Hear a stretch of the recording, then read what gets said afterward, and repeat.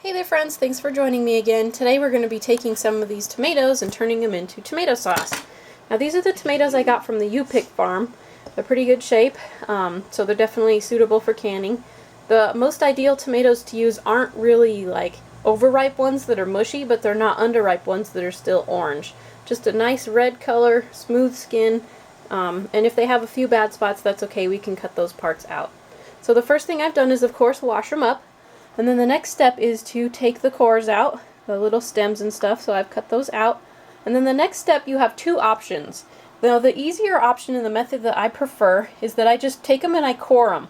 After I core them, of course, I cut them into quarters. Now, after I cut them into the quarters, I just throw them into my blender, and this is how we're going to make them into a nice smooth consistency for the tomato sauce. If you don't want to use this method and you prefer maybe a thicker sauce, something that isn't so smooth, what you would do is take off the skins, that method I described in the salsa making video, where you just dip them into boiling water for 60 seconds, then put them into ice water, and then, peel off the skins then. And then after you peel them, cut them into quarters like this, and then put them into your pot. And then as they're cooking, what we would do is take like a masher, some sort of a potato type masher or whatever, and as we're cooking them we would just continue to mash them down, and then you're going to end up with a sauce that's smooth but then has smaller and larger bits, and it's kind of inconsistent. So if that's the sort of sauce that you prefer, that's the route that you would go. Peel them, quarter them, and then use the masher and just forego the blender completely. But I personally like the blender method because it's easier, it's faster. I don't have to go through and peel all of them. So this is going to be a lot easier, and then it makes a nice smooth consistency to the sauce. Another thing I want to point out is that it really doesn't matter how many tomatoes you start with. If you have bags and bags and bags of them like I do, and you're going to can, who knows how many pounds, this method works really well because it's a per jar method. You can can how many ever tomatoes you want. If you only have one colander full and you want to make just one small pot, you can. Or if you have bags and bags and you want to make a giant pot of them, you can. So it just depends how many ever tomatoes you have is how much sauce it's going to make. So just like the pickle video, it's all the ingredients are measured out per jar. So go ahead and start by getting your tomatoes ready and we'll proceed. Okay, so here's what it looks like once you've got them all blended up. It would probably be a whole lot easier to use a food processor than a blender, but I don't own one, so I'm using what I have. So I'm going to go ahead and continue to do these in batches until all of the ones that I have are ready and the pot is mostly full. Okay, so here it is. I did lots and lots of batches until the pot is quite full, and so I'm just going to go ahead and set the stove to about a medium high, and then wait until it comes to a nice low boil. And then once it comes to a low boil, I'm going to set it to like a low medium, like a medium low, until basically it reduces down. So basically you're going to want to stir it every 15 to 20 minutes or so, maybe even a little more often, 10 to 15 minutes if you would prefer.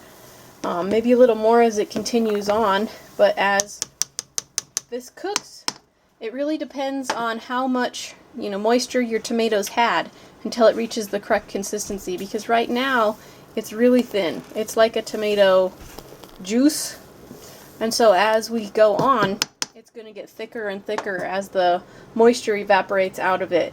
This is also the same method you would use if you wanted to make tomato paste. You would basically just continue to cook this down farther until it gets to that really thick consistency.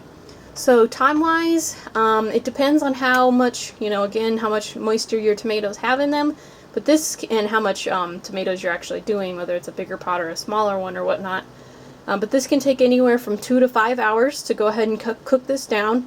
And if you're doing a tomato paste, then it could take, anywhere from 6 to 8, maybe even more, a big batch, maybe even up to 10. So go ahead and just cook this down until you reach the consistency that you're looking for on that low, medium, low heat, and stirring occasionally.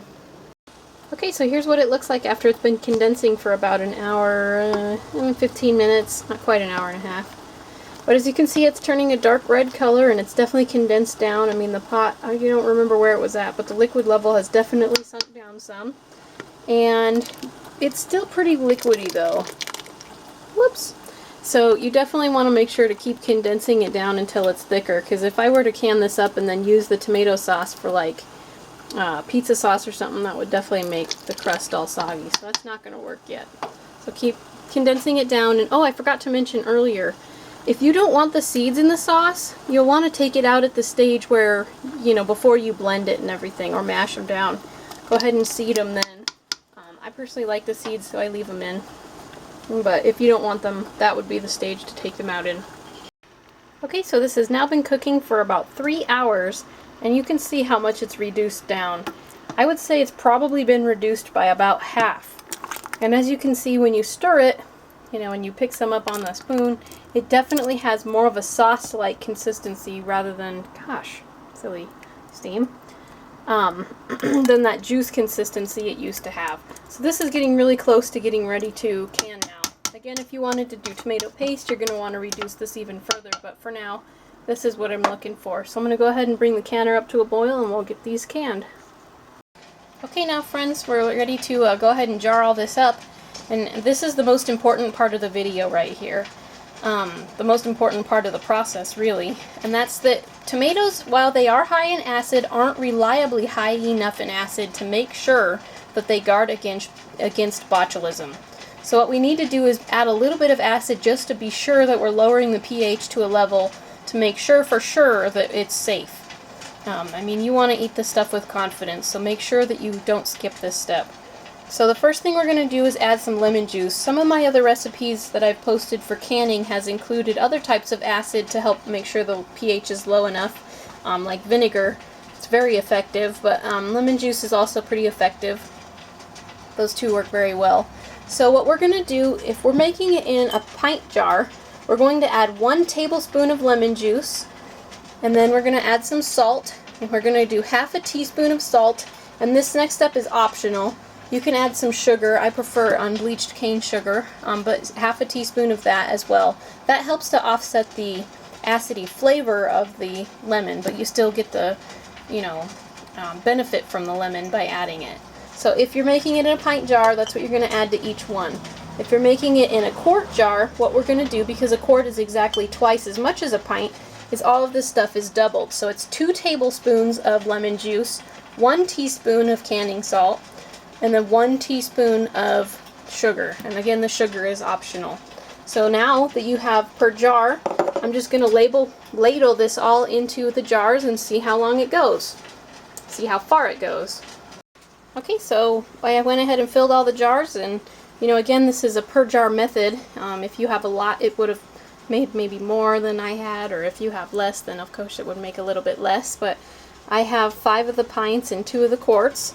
And so now the next step is to take a wet paper towel or something like that and wipe the rims of the jars. It's the same as, you know, all other canning recipes.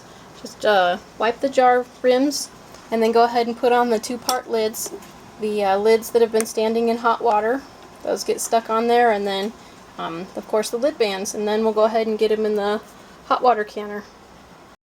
One thing I forgot to mention really quick before I finish here, make sure you fill the jar to within a ½ an inch from the top before putting on the lid bands and rings. Okay, so now it's time to process them. These process for a fairly long time. I am processing them both in the canner at the same time, and the pints process for 35 minutes and the quarts process for 40. So what I'm going to do is set my timer for 35 minutes, and then I'm going to go ahead and take them out after the 35 minutes is over, and then know I need to process the quarts for 5 minutes longer. Okay, so once the proper amount of time is achieved for how long it's supposed to be in the canner, just take it out and put it on a towel. This is really important. Cool it on a towel until they're all the way cool, and make sure you label them.